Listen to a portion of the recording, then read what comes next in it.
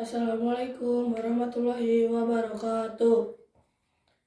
Abi nyungkeun dihapunten Bapak Kepala Sekolah sareng Ibu Bapak Guru nu dipika hormat, kusim kuring tamu undangan, para wali murid sareng rerencangan sakolah kusim kuring dipika cinta. Langkung dihapunten hayu urang panjatkeun puji syukur kehadirat Allah Subhanahu wa taala anu rantos maparing kesehatan jasmani sareng rohani. Dugi karagat ieu saderek sadayana tiasa kaluluhan uleman sim kuring dina perpisahan kelas 8.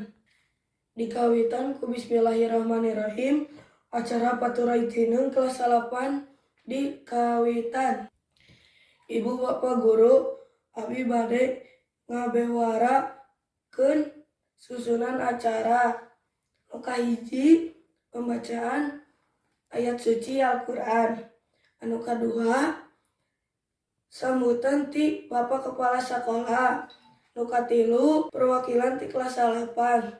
Nu kaopat acara nu terakhir acara hiburan. Ditutupna ku doa.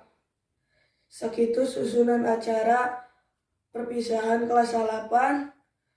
Nyungkeun dihapunten pilih aya kalepatan sareng kakirangan.